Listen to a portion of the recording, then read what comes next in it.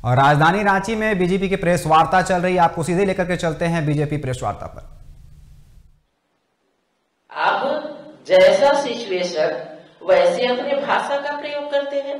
कहां पर हमें किस चीज का लाभ मिलेगा, भैया लाभ छोड़ करके भी कभी राज्य हित में भी तो बात करिए।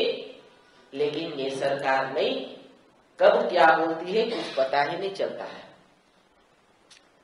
आप देखे होंगे कि जब हमारी सरकार का गठन हुआ था उस समय सबसे पहले एक रोड मैप बनाया गया। उसमें उच्च एवं तकनीकी शिक्षा को सबसे पहले अलग विभाग का गठन किया गया, इसलिए कि उस पर पूरा फोकस हो सके। अलग सेक्रेटरी बनाए गए, अलग विभाग का गठन हुआ, उसमें अलग से बजट का प्रावधान बढ़ा करके हुआ। चूंकि आप जानते हैं कि मैट्रिक इंटर तक तो हमारे बच्चे पढ़ भी लेते हैं, लेकिन उसके बाद उनका पलायन होना निश्चित है। और उसी पलायन को रोकने के लिए कि झारखंड का पैसा झारखंड में रहे, यहाँ के बच्चे मजबूरी में बाहर पलायन न करें उच्च शिक्षा, क्वालिटी शिक्षा के लिए, इसलिए हमारी सरकार ने सबसे पहले कार्य किया कि उस शिक्षा का भी एक रोड मैप बनाया। और रोड मैप बनाने के बाद में कार्य करने की कोशिश की गई। अभी आपको हम नहीं देंगे, हम क्या देंगे रिपोर्ट, आप ही लोगों का है रिपोर्ट। अभी हम अखबार में पढ़ रहे थे कि उच्च शिक्षा में ये सरकार 23% राशि ही खर्च कर गई है, पाई है। बताइए 25% भी राशि खर्च नहीं की तो कैसे विभाग को ये आगे बढ़ा सकती है। हमें लगता है कि कहीं ना कहीं शिक्षा विभाग में इनका ध्यान है ही नहीं, और बस भगवान भरोसे ये छोड़ दिए हैं कि किसी तरह बस काम चलना चाहिए। आप देखे होंगे कि जब हम लोगों ने एक रोड मैप बनाया, उसमें बेंच, डेस्क, बिजली, पानी से लेकर सारे आधारभूत संरचना को कंप्लीट किए थे। 27 नए ITI बनाने का काम किए थे, दर्जनों से ज्यादा पॉलिटेक्निक खोलने का काम किए थे। कोडरमा पलामू में इंजीनियरिंग कॉलेज खोला गया, और रामगढ़ में तो आप देखे होंगे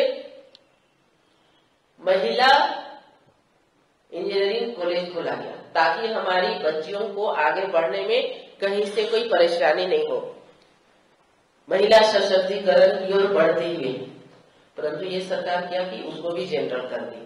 भैया हम तो ये उम्मीद किए थे कि हमने एक खोला, आप 2-4 और खोलिए, ताकि झारखंड की बेटियों को अलग से उस शिक्षा के लिए हम आगे बढ़ा सके। परंतु आप खोलने तो सके नहीं, जो खोला हुआ था उसे भी आपने जनरल कर दिया। आपको पता होगा कि कितने सारे विश्वविद्यालयों का गठन हुआ, निजी भी, पंजीकृत भी।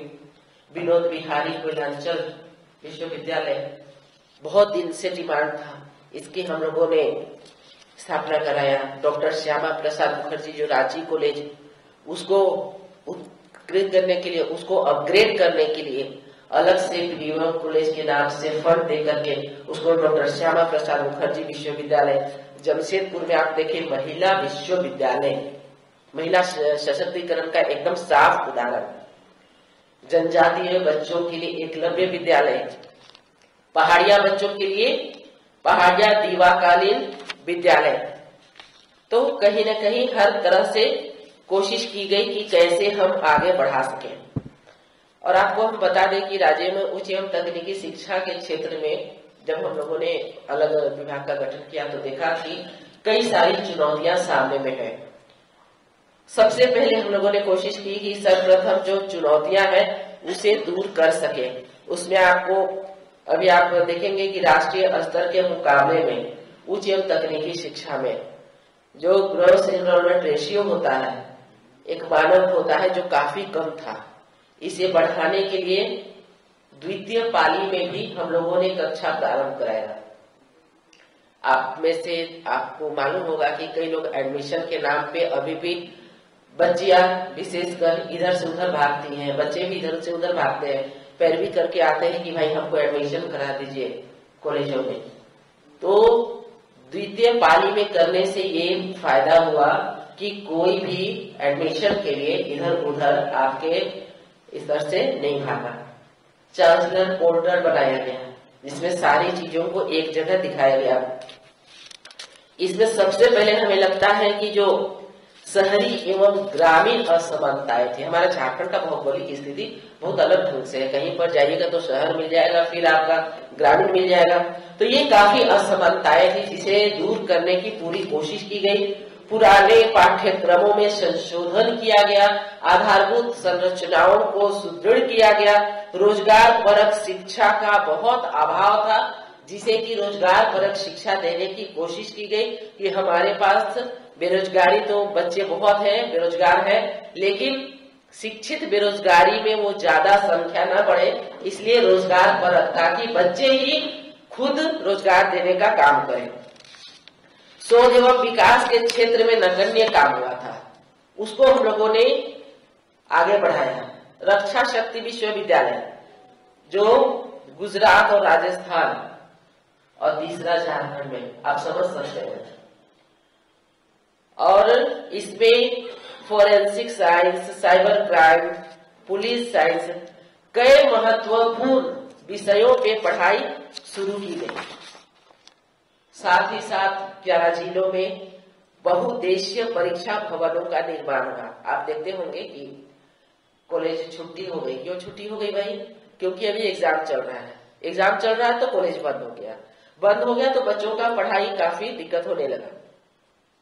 इसको देख करके 11 जिलों में, हमारे कोडरमा में भी बना हुआ है, बहुउद्देशीय भवन, मल्टीपर्पस बिल्डिंग बनाने का काम किया, जिसे कि वहीं पर एग्जाम होगा, वहीं पर बच्चे हमारे एग्जाम देंगे और जैसा हमारा कॉलेज चल रहा है वो कंटिन्यू ऐसे ही चलते रहेगा।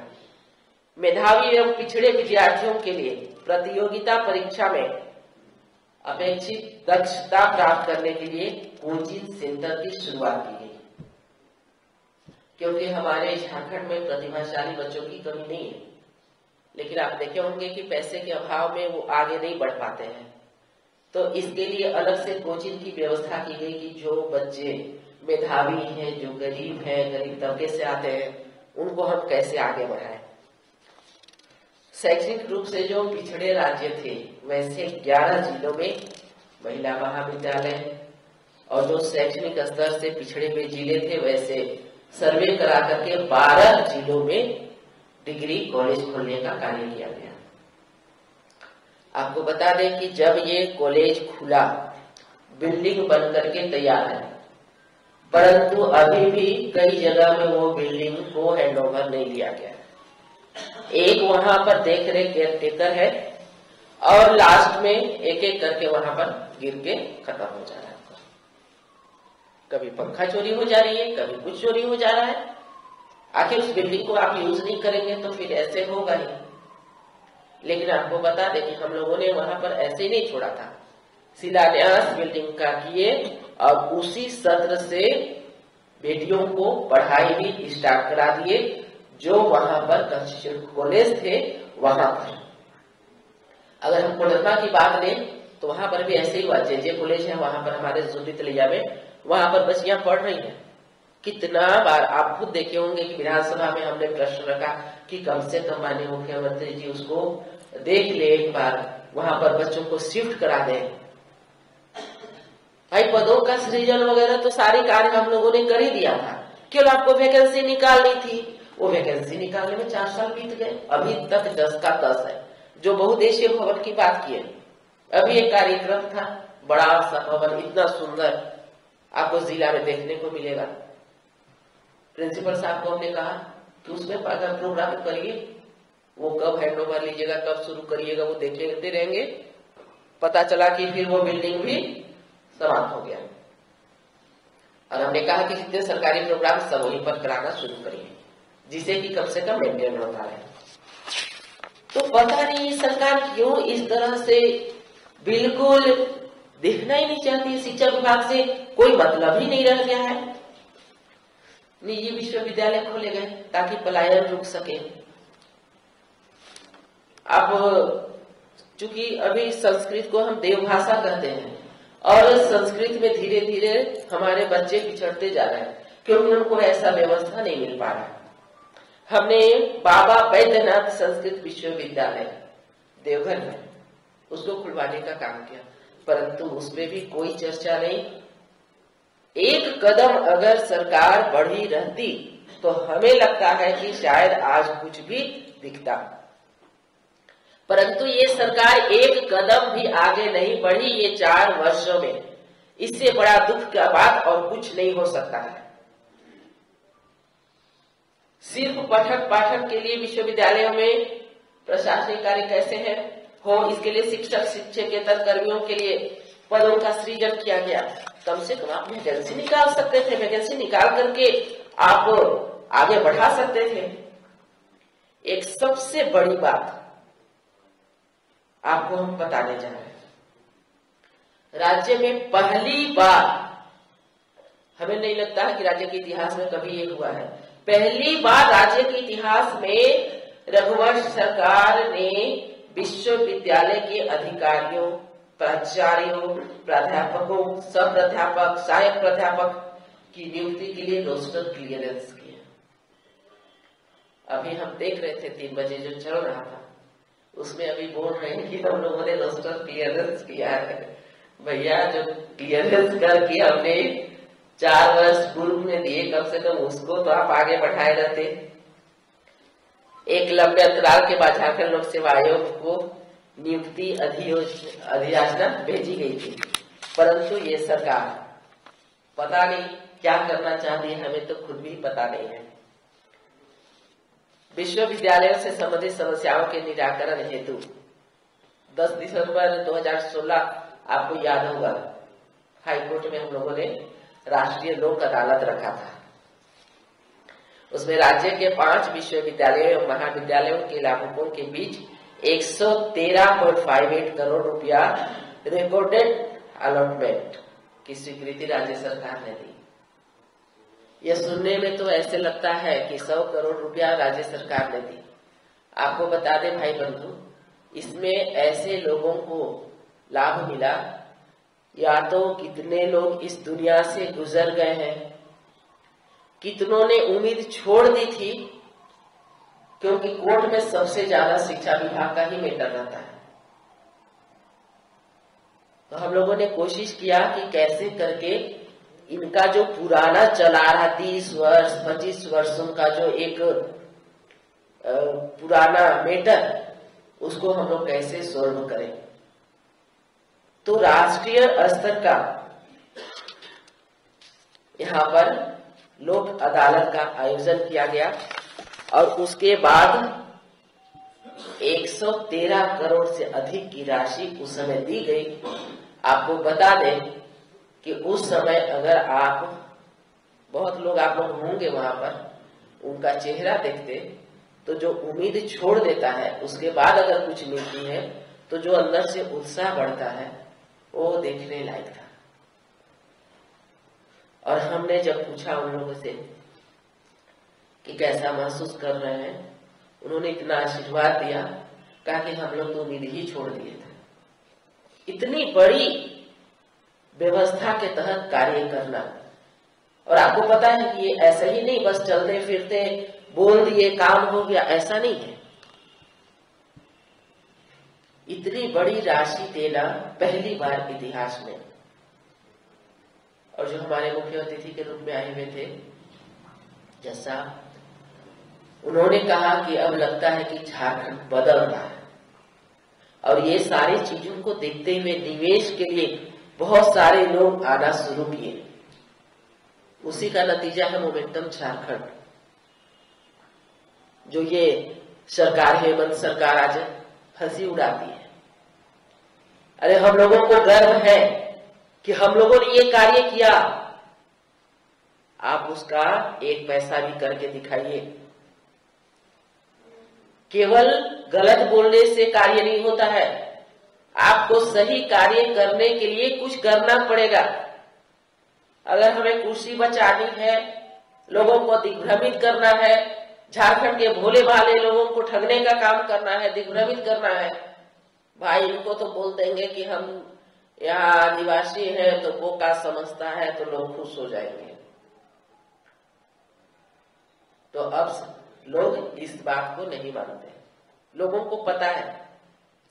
आज विधानसभा के समय आपने देखा होगा युवा कितने ज्यादा आकर के धरना देते हैं, कभी मार पीट खाते हैं, कभी क्या होता है।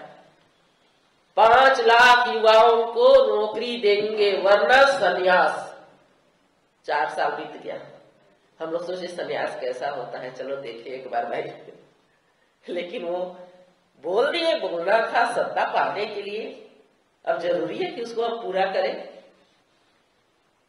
तो ये सरकार कभी भी हमें नहीं लगता है कि कुछ करने के मूड में है। आप तकनीकी शिक्षा को देख लीजिए, झारखंड में जो आपका पॉलिटेक्निक, इंजीनियरिंग, बीएड कॉलेज सब, तो सब बस ऐसे ही किसी तरह से गाइड होते थे। बच्चों को आगे बढ़ाने के लिए माँ बाप का रोल होता है, दादा दादी का रोल होता है। तो इन सारे कॉलेजों को आगे बढ़ाने के लिए, उनके लिए सोचने के लिए यहाँ पर किसी प्रकार का कोई संस्थान नहीं था। हम लोगों ने झारखंड प्रौद्योगिकी विश्वविद्यालय अधिनियम को शुरू किया, गजट प्रकाशित किया गया और 9 जनवरी 2016 को स्थापना की गई। आप देखते होंगे कि अभी जितने भी पॉलिटेक्निक, इंजीनियरिंग कॉलेज सब एक छत के नीचे में लाया गया है, वहीं से सारा काम हो रहा है। अब लोगों को इधर उधर भटकने की जरूरत नहीं है। एक सुंदर सा रोड मैप जिसमें कि हर प्रकार की कोशिश की गई, हर प्रकार की सुविधा को देखा गया। हमें ध्यान में है कि 20 से ज्यादा पॉलिटेक्निक संस्थान स्थापित किए गए। जीर्णोद्धार हुआ। जीर्णोद्धार आप देखे होंगे ऐसे नहीं हुआ, लोगों को एक कमरा रहने के लिए भी नहीं मिला था, लेकिन 200 शैया वाले महिला छात्रावास के साथ में इतनी हाई फाई व्यवस्था की गई, फंड दिया गया कि बाहर बाहर से लोग झारखंड के पॉलिटेक्निक में पढ़ने के लिए आना चाहते हैं। बहुत कुछ तो इसमें नहीं कहना चाहेंगे, आपको पता ही है कोडरमा के पॉलिटेक्निक के बारे में हमने धरना भी दिया था। अगर कुछ भी होता तो शायद इतना दुख हमें नहीं होता। जिसे आप सजा संवार के ऐसे 1 नंबर में लाएंगे, झारखंड बिहार नंबर 1 में लाएंगे, वो आज बिना बेंती का लोटा बन के रह गया। ना तो लोग बरगट्ठा जा पा रहे हैं और ना लोग कोडरमा में रह पा रहे हैं, क्योंकि किसी प्रकार की व्यवस्था ही नहीं है। तो पता नहीं ये सरकार को कौन गाइड करता है, हम नहीं समझ पाते हैं। हम कितने बार मिले उनसे कि जो लेना है ले लीजिए, परंतु ये इतना पुराना पॉलिटेक्निक जो कोडरमा की पहचान है, कम से कम उसको एजिटेशन रहने दें। परंतु दिमाग में क्या घुसा हुआ है हमें नहीं पता।